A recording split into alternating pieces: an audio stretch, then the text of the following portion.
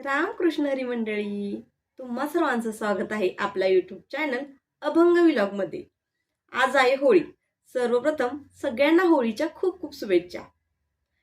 होळी रे होळी पुरणाची पोळी, आपण लहानपणापासून हेच ऐकत आलोय।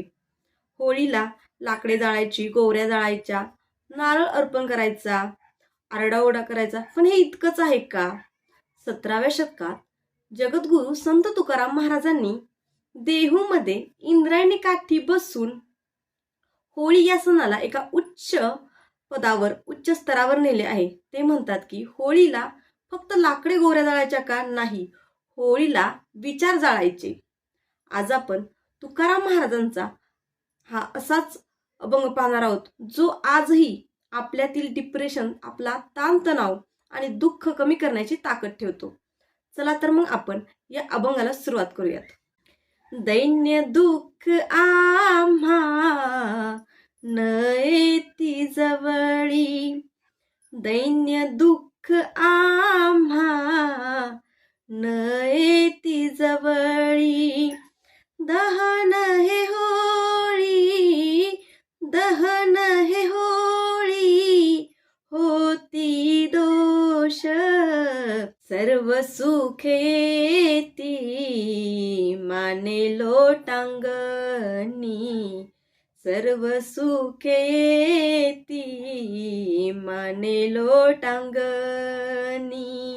कोण यांसी आनी, कोण यांसी आनी, दृष्टी पुढे आमुची आवडी संत समागम, आमुची आवडी संत समागम। अनिक त्या नाम, अनिक त्या नाम विठोबाचे, आमुचे मागणे मागो त्यांची सेवा, आमुचे मागणे मागो त्यांची सेवा। मोक्षाची निर्देवा, मोक्षाची निर्देवा, कोण चाड तुका म्हणे पोटी सांठविला देव, तुका म्हणे पोटी सांठविला देव।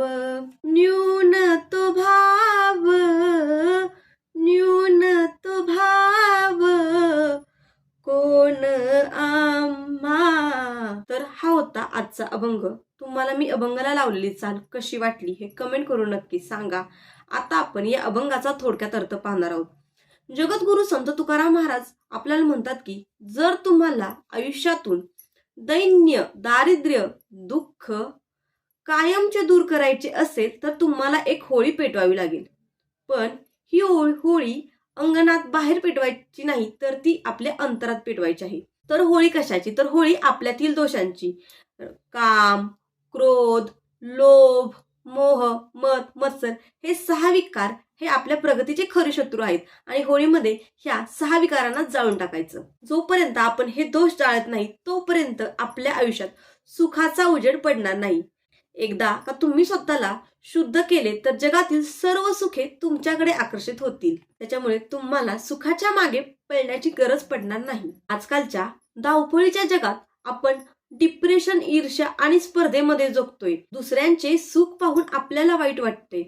हाच तो दोष जो तुकाराम महाराज आपल्याला जाळायला सांगत आहेत। दुसऱ्याबद्दल राग मनात ठेवून आपण स्वतःच जळत असतो। या होळीला तो राग, तो अहंकार, इगो आपल्याला अग्नीला समर्पित करायचा आहे आणि हीच खरी होळी आहे। होळीनंतर अवघ्या काही दिवसातच तुकाराम बीज असते।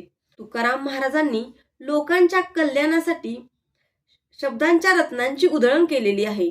त्या तुकोबारायांचा हा विचार आपण या होळीला नक्की केला पाहिजे। तर या वर्षी होळीला फक्त लाकडे गोवऱ्या जाळायच्या नाही, तर आपल्यातील दोष आणि वाईट सवयी यांची होळी करायची आहे। तुम्हाला हा व्हिडिओ कसा वाटला हे कमेंट करून नक्की सांगा आणि जर व्हिडिओ आवडला असेल तर व्हिडिओला लाईक, शेअर करा।